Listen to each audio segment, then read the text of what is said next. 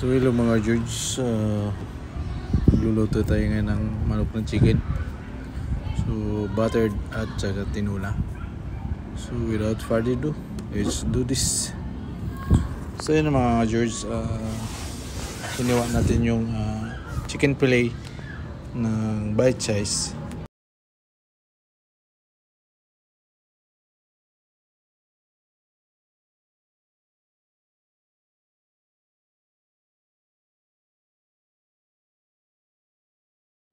So yun mga George, next natin i-prepare ay yung bawang, isang buong bawang. The more bawang is the more sarap. Ayun mga George. So isang buong bawang tuturugin natin. Tantanin natin ng pinong-pino.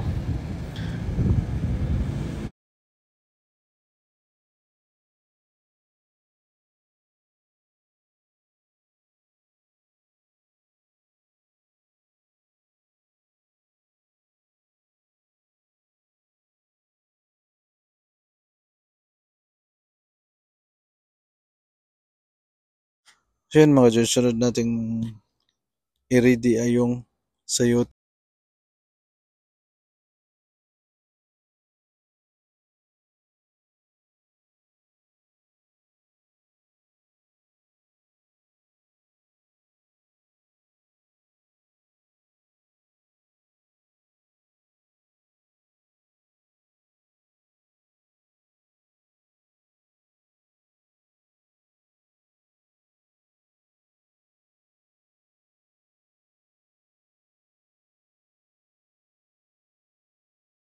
So yun mga George, unang-unahin natin ay yung buttered chicken.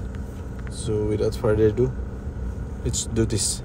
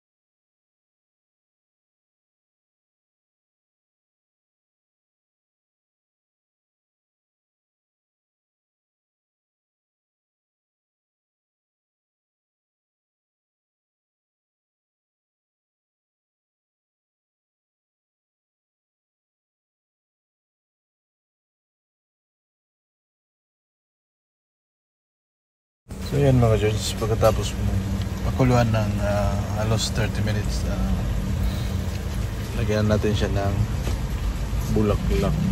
So lagyan natin ng sibuyas na puti. Mas masarap ang sibuyas na puti na hindi siya maluluto ng gusto, para crunchy siya kainin. So yan mga George, ready to serve. Of course magluluto tayo ng tinula. So next natin lutuin mga George is tinula, and of course may tao pala yung kutsi. Ayun, balik tayo sa tinula. So nagisa ako ng luya muna mga George. Pag lumabas na yung aroma, sibuyas. So hanggang maluto ng konti ang sibuyas, sunod natin yung manok na chicken. So let's do this.